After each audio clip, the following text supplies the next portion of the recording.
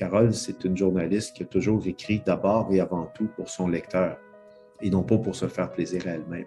Elle n'a jamais perdu cette notion importante en journalisme que nos contenus et nos écrits, nos reportages sont faits d'abord et avant tout pour des lecteurs dont il faut capter l'intérêt. Carole a toujours été une personne enthousiaste et tenace. C'est pas quelqu'un qui part tout feu tout flamme et qui tout à coup se débine ou se dégonfle très facilement. Son immense respect des lecteurs aussi. Elle fait ce métier-là pas pour elle le fait pour les autres. En cette année 2021, la FPGQ est très heureuse de remettre le prix Judith Jasmin, hommage à Carole Beaulieu. C'est un prix hautement mérité pour son excellent travail en tant que journaliste, mais également en tant que rédactrice en chef de l'actualité. Les gens qui l'ont côtoyée en témoignent. La première fois que j'ai rencontré Carole, c'était dans un atelier de la FPJQ où elle était formatrice pour le journalisme assisté par ordinateur. C'était un de ces mots clés ou fétiches qu'on avait à l'époque, le journalisme assisté par ordinateur. C'était à une époque plus lointaine un peu. Donc ça ne rajeunit pas personne.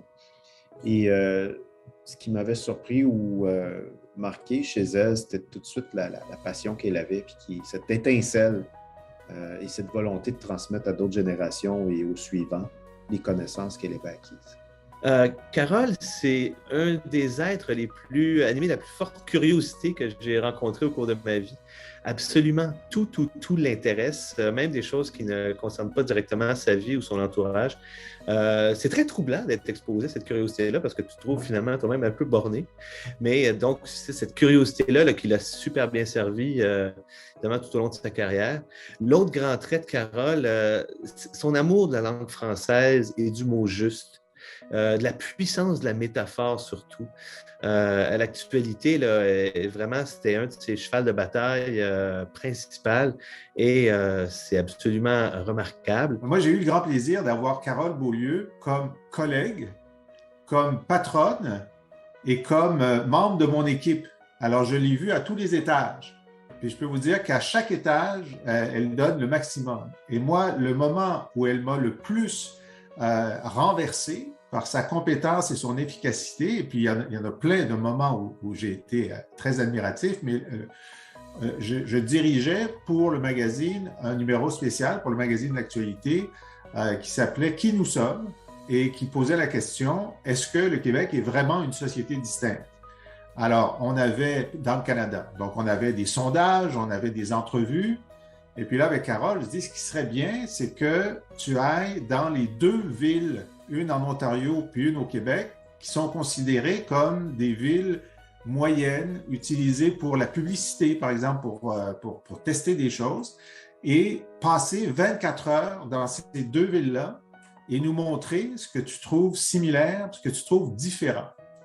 Alors, elle a fait ça, et puis elle est allée dans les usines, dans les cafés, dans les salles municipales, dans les trucs pour aînés, dans les deux villes. Et elle a fait deux récits absolument passionnants, puis qui montraient une différence importante dans la façon d'aborder certaines questions, dans la façon d'aborder les adolescents, dans la façon de voir le monde. Le rapport à l'alcool, par exemple, était différent. Et pour moi, elle a fait ça en 48 heures d'enquête, puis ensuite 48 heures d'écriture. C'était un bijou. À mon avis, son plus grand exploit journalistique, c'est d'avoir réussi à imposer le magazine L'Actualité comme sujet de débat sur la question de l'école secondaire au Québec. Et je pense particulièrement au palmarès des écoles secondaires, ce qui a été extrêmement controversé. Je sais qu'il y a encore aujourd'hui des gens qui détestent Carole Beaulieu, ce qu'il faut accepter quand on joue un rôle, quand on est journaliste. On ne peut pas être aimé de tout le monde si on brasse la cage. Dans ce cas-ci, ça a été un sujet sur plusieurs années qui a suscité la controverse, qui a suscité un vrai débat, une vraie polémique. Et je pense que c'est aussi le rôle des médias de ne pas faire du ronron tout le temps.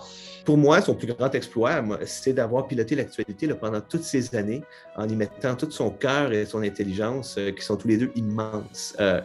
Si l'actualité existe toujours aujourd'hui, alors que tant d'autres magazines ont fermé, c'est parce que Carole lui a insufflé une ADN unique et très, très forte, puis ça a permis de forger des liens absolument incomparables avec nos lecteurs, avec les lecteurs d'actualité et les abonnés. Carole, elle avait ces deux côtés du cerveau qui étaient fonctionnels en même temps. Le cerveau rédactionnel avec des beaux mots et le cerveau commercial avec des signes de pièces. Et quand tu deviens un patron de presse, il faut que tu sois capable de combiner ces deux fonctions-là. Donc, de t'intéresser au contenu sans compromission, mais aussi d'avoir perspective ou une capacité de bien cerner les enjeux commerciaux qui nous permettent de rester en vie comme marque, comme entreprise et de continuer notre mission. Malgré tout le temps que son emploi prenait, elle réussissait quand même, avec mon père, à aller à la bibliothèque tous les dimanches. Donc, elle a réussi à me partager cette passion de la lecture. Mais pas de l'écriture, malheureusement.